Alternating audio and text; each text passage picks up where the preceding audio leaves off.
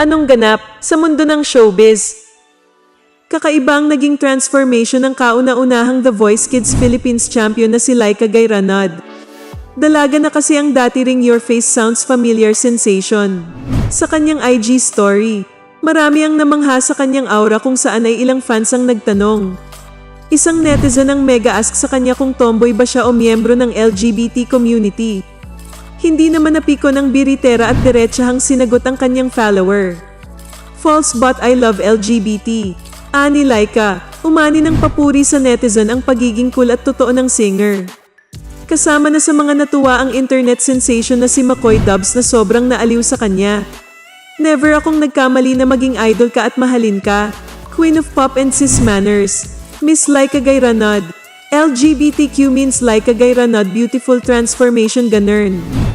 Say ni McCoy, si Laika ang tumalo kina Darren Espanto at JK Labajo sa first kiddie edition ng The Voice noong 2004. Inspirasyon din ng karamihan ng kanyang rags to riches story. Ano sa palagay nyo? Sobrang bait at cool talaga ni Laika, di ba?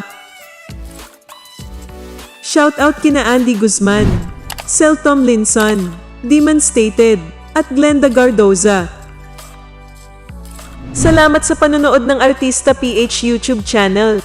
Huwag kalimutang mag-comment, mag-share at mag-subscribe.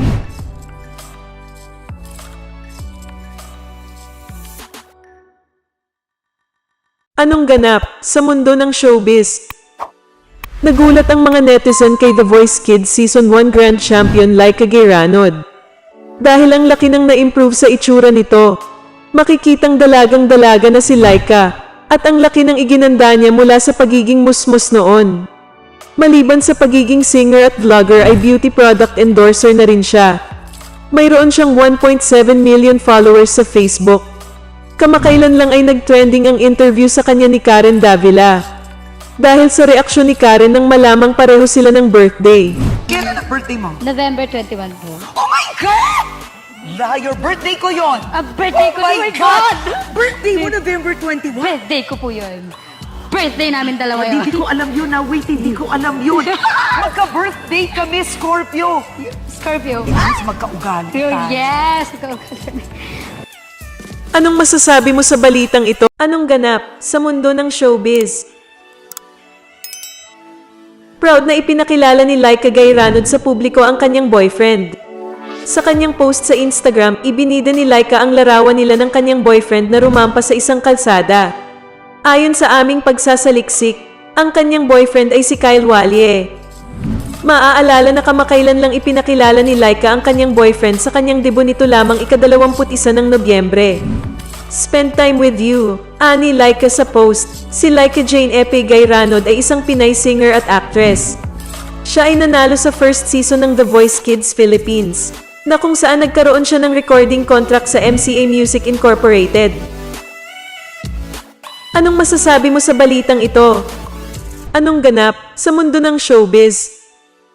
Sa unang pagkakataon ay nakabili na ang kauna-unahang The Voice Kids Philippines Grand Champion na si Laika Gayranod ng kanyang first car installment basis kamakailan lang.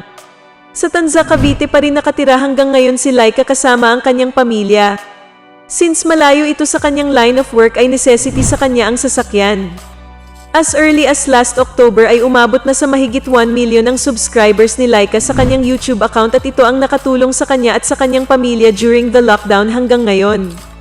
Ang 2 million pesos cash money na napanalunan ni Laika sa The Voice Kids Philippines ay nasa trust fund at ito'y ma-access lamang niya kapag 18 years old na. 2 taon mula ngayon.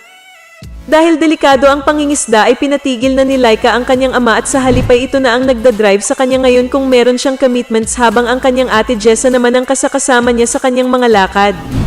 10 magkakapatid sina Laika at siya'y pang-5 pero namatay ang isa pagkapanganak. Ang kanilang kahirapan ang naging inspirasyon kay Laika na magsikap sa kanyang singing career para makatulong sa kanyang pamilya. Public knowledge na isang mangingisda ang ama ni Laika habang ang kanyang ina at silang magkakapatid ay namumulot ng mga plastic, cartons at iba pang basura para pandagdag sa gastusin sa kanilang pamilya. Plano namang ibenta ni Laika ang kanyang napanalunang bahay sa The Voice Kids na nasa General Trias, Cavite at ipapaayos na lamang nila ang kanilang tirahan ngayon sa Tanza. Ang pop superstar na si Sarah Geronimo ang naging tulay ni Laika sa kanyang paglipat sa Viva at looking forward din siya sa kanilang music collaboration and other future projects. Ano sa palagay nyo? Deserve naman ni Laika ang kanyang natatamasa ngayon dahil sa kanyang talento at kasipagan. Salamat sa mga nag-subscribe at magsa-subscribe pa sa channel na ito. Kayo ang aking inspirasyon sa paggawa ng dekalidad na content. Anong ganap sa mundo ng showbiz? Sinagot na rin sa wakas ng dating The Voice Kids champion na si Laika Garaynad ang tanong kung naiinggit ba siya kay Darren Espanto sa pag-usad ng career nito. Sa mga hindi nakakaalam, sina Darren at Laika ay magkasabayan noon sa The Voice Kids. Sa inilabas na vlog ni Karen Davila, ay tinapos na ni Laika ang issue. Tahasan niyang sinagot na hindi siya nakaramdam ng inggit sa tinatamasang tagumpay ng kanyang kuya Darren sa showbiz. Proud po ako kay Kuya Darren kung ano yung nararating niya. Sobrang saya ko po, kasi pinapahalagahan ni Kuya Darren kung ano meron ako. Deserve ang kaming lahat. Thankful ako. Si Kuya Darren di ako pinabayaan. Sabi ni Laika. Anong masasabi mo sa balitang ito? Anong ganap sa mundo ng showbiz? Viral na ngayon sa social media ang pa-jowa reveal ng dating The Voice Kids Season 1 champion na si Laika Gairanod. Nalaman ng aming team na ang nasabing revelasyon ay naganap sa debut ng singer. Ang kanyang boyfriend na si Kyle ang nagsilbing escort sa ginanap na party nito lamang ika-21 ng Nobyembre. Ibinahagi ng vlogger na si David Lanyas ang video ng magkasintahan sa YouTube. Sa isang bahagi ng video ay makikita ang boyfriend ni Laika na kasamang nag-perform ang isang hip-hop group. Anong masasabi mo sa boyfriend ni Laika?